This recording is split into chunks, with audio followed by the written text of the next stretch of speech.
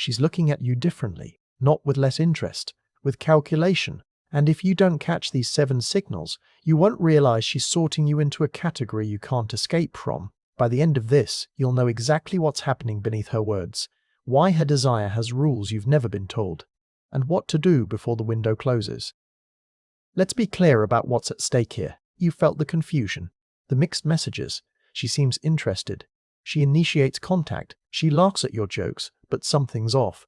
There's a pattern you can't name, a hesitation that doesn't match her enthusiasm. And every time you try to move things forward, you hit an invisible wall. Most men think this is about timing, or chemistry, or whether she's ready. It's not. What you're seeing is the desire partition. Is the psychological mechanism women use to separate men they feel attraction toward from men they feel lust for. And here's what makes it brutal. The signals that prove she wants you physically are the exact signals she's been trained to hide, suppress, and deny until she's certain you won't judge her for them. Which means if you don't know how to spot them, you end up in the attraction zone liked, enjoyed, valued, but never craved. The difference isn't subtle when you know what to look for. It's the difference between being someone she respects and someone she can't stop thinking about when she's alone. Between being the guy she eventually settles for and the guy who occupies space in her mind she didn't give him permission to occupy. So let's decode the 7 clues she keeps locked until you prove you can see them. Clue 1. She controls the escalation pace obsessively, then breaks her own rules.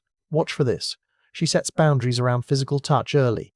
No kissing on the first date. Takes things slow. Needs to build trust. All of that sounds reasonable. Healthy even. The kind of thing you're supposed to respect without question. But then she violates her own framework. She'll lean into you in a way that invites your hand on her waist. She'll touch your chest while laughing. She'll find reasons to be alone with you in private settings where those boundaries would naturally dissolve. And when you don't escalate, she doesn't say anything.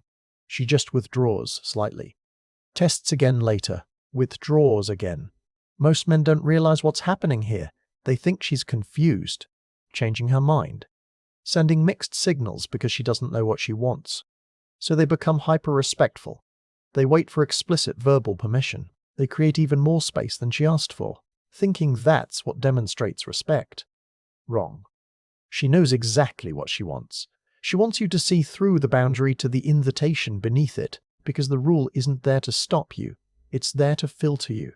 If you respect it rigidly, you're proving you can't read her desire, and if you can't read it, you can't satisfy it. Think about what this means from her perspective. She can't directly tell you to ignore her boundary without destroying the entire purpose of having it.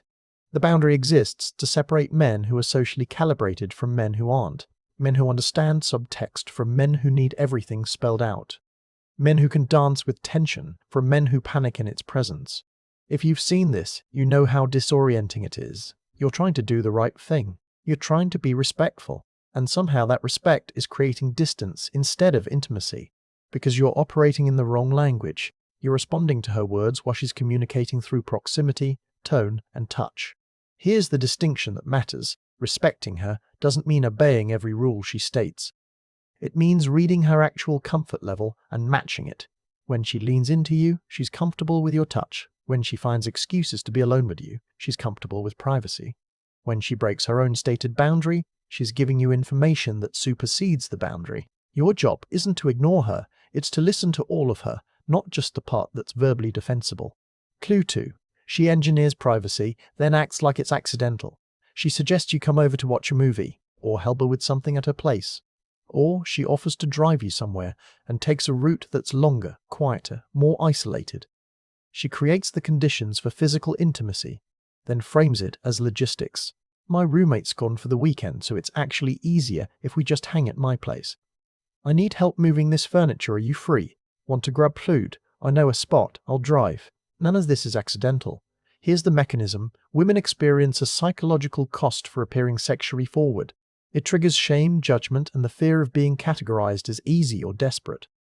This isn't irrational. It's a response to real social consequences that still exist even in sexually liberated environments.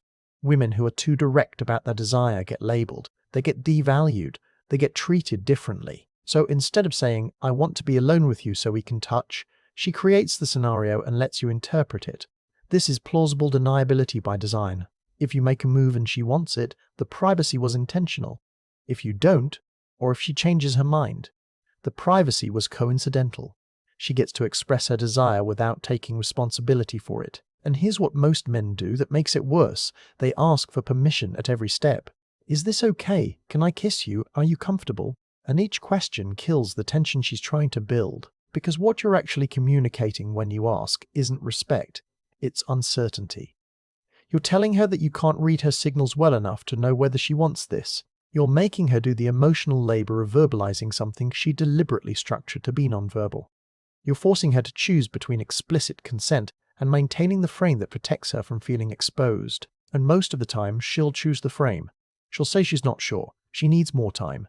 She wants to keep things slow, not because that's true, but because you've made it impossible for her to say yes without abandoning the psychological protection she needs. What's the alternative? You read the room. You notice that she's created privacy. You notice her body language. You pay attention to whether she's maintaining or closing distance. And you escalate gradually enough that she has multiple opportunities to stop you if she wants to, without requiring her to verbally reject you. You put your arm around her. You see if she leans in or pulls away. You brush her hair back. You see if she maintains eye contact or breaks it. You move closer. You see if she mirrors you or creates space. This is calibration. This is how tension builds without words destroying it. Clue 3. She reveals vulnerability, then watches how you handle power. She tells you something she doesn't tell most people. A fear, a past hurt, a secret about her body or her sexuality.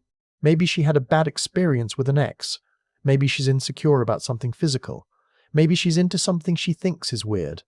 And then she goes quiet. She's not looking for advice.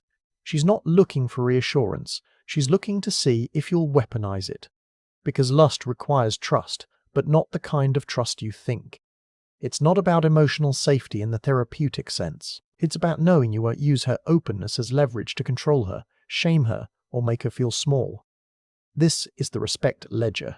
Every time she shares something raw and you respond without judgment, flinching or over-comforting, she adds to your column. Every time you react with shock, pity, or try to fix her, you prove you can't handle what she's really like beneath the surface. And if the ledger doesn't balance, the lust never converts. Think about what happens in her mind when she reveals something vulnerable. She's taking a risk. She's showing you a part of herself that she normally keeps hidden, and your reaction tells her whether you see her as fully human or whether you need her to stay within a certain acceptable range to maintain your attraction. If you get uncomfortable, she learns that her real self makes you uncomfortable. If you try to fix it, she learns that you see her as broken. If you pity her, she learns that you see her as weak. None of these reactions create the condition for lust. What does balance look like? You listen. You don't react like it's a bigger deal than she's framing it. You mirror her tone. If she's laughing about it, you don't get serious.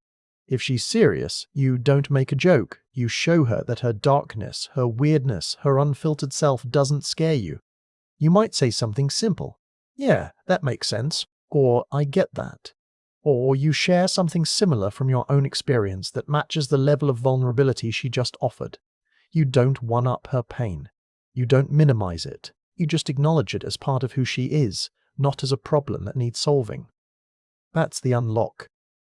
Because what she's really asking is, can you handle all of me? Not just the curated version I show the world, but the messy, complicated, sometimes broken parts that I hide because I'm afraid they'll make me unlovable. If the answer is yes, the lost becomes possible. If the answer is no, she'll keep you at arm's length forever, no matter how much she likes you. Clue 4. She tests your reaction to other men. She mentions an ex, or a guy who hit on her, or a coworker who's kind of attractive. And she doesn't do it to make you jealous. She does it to see if you're jealous in the right way. Here's what she's measuring. If you ignore it completely, you're proving you don't care enough. If you get visibly upset, possessive, or insecure, you're proving you're controllable through her attention. Both responses disqualify you.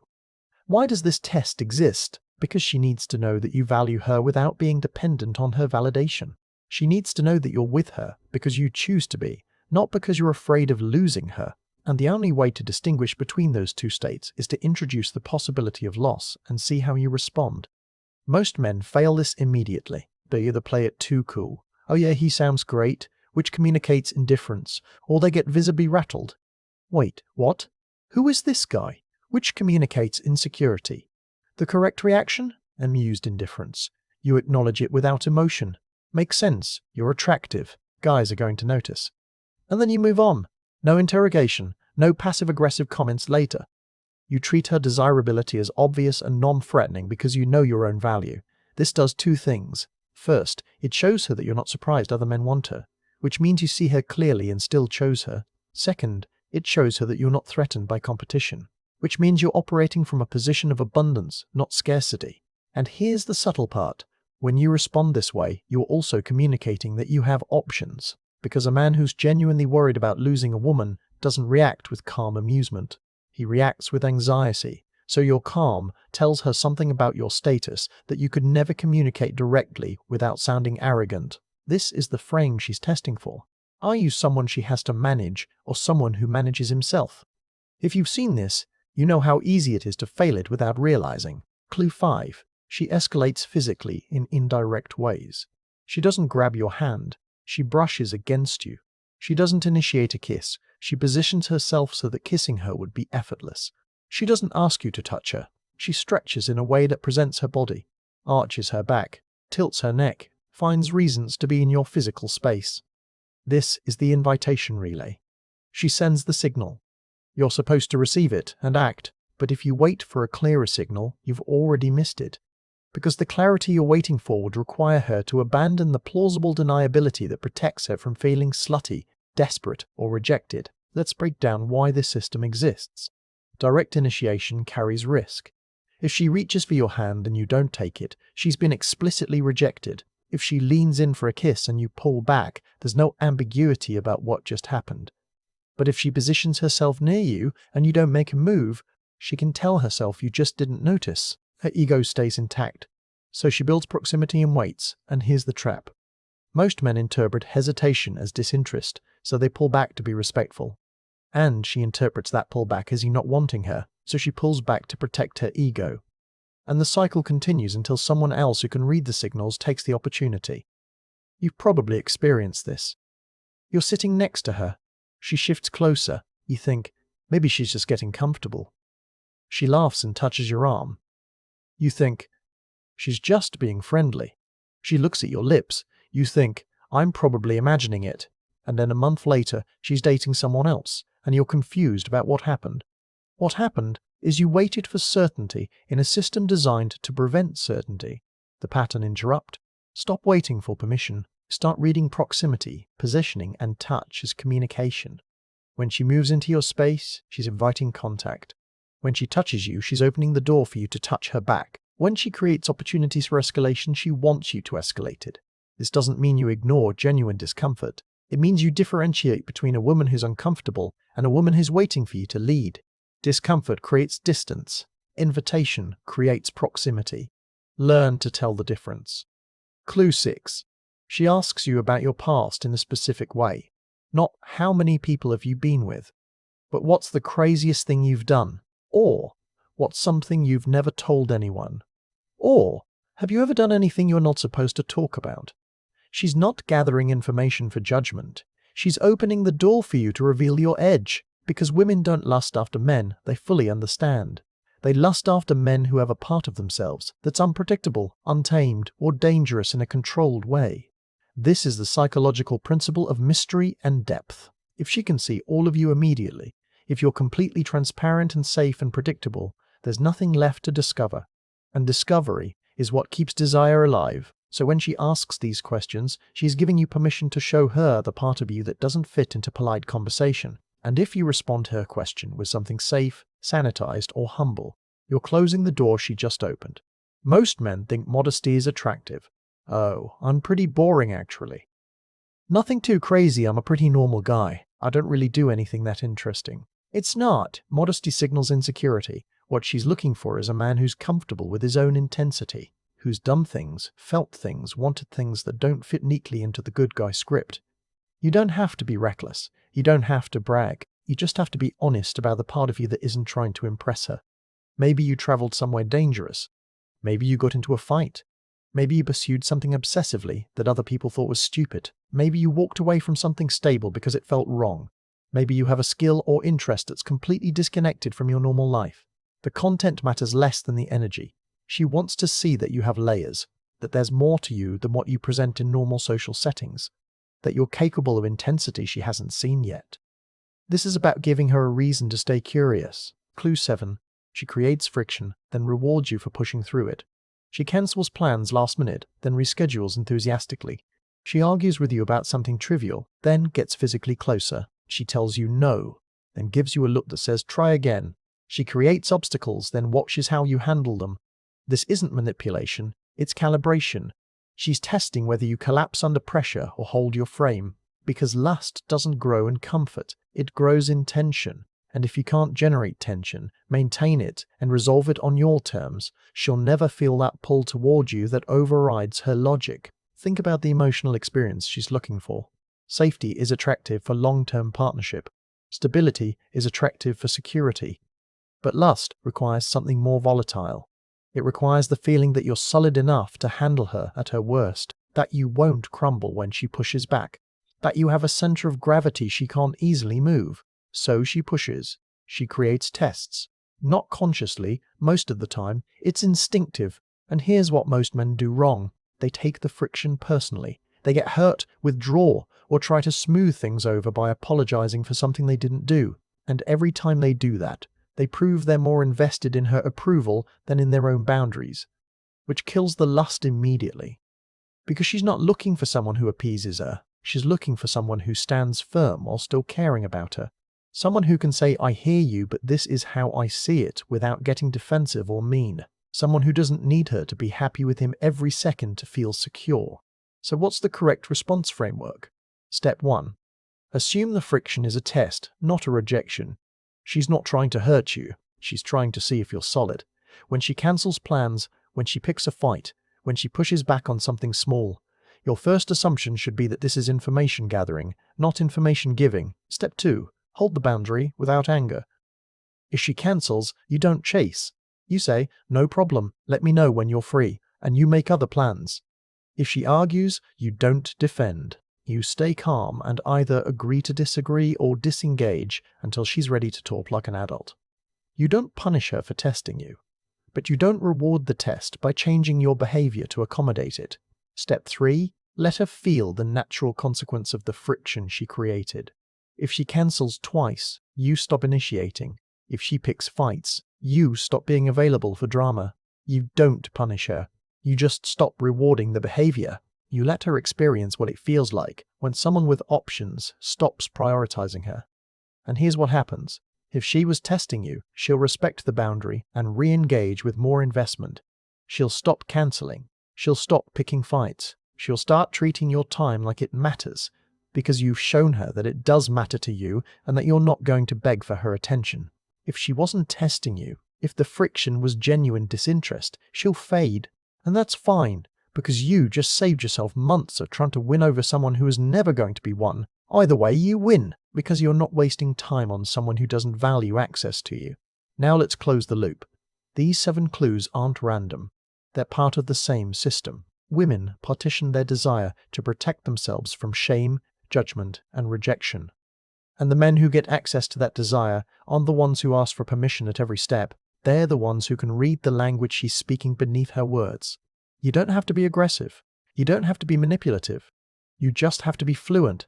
And if you're not, you'll keep ending up in the zone where she likes you, trusts you, respects you, and never thinks about ripping your clothes off. The zone where you're her friend, her emotional support, the guy she talks to about the guy she actually wants. That's the cost of not understanding this. If you want to understand the next layer, why women lose attraction even when nothing bad happens, even when you're doing everything right, it's the next one.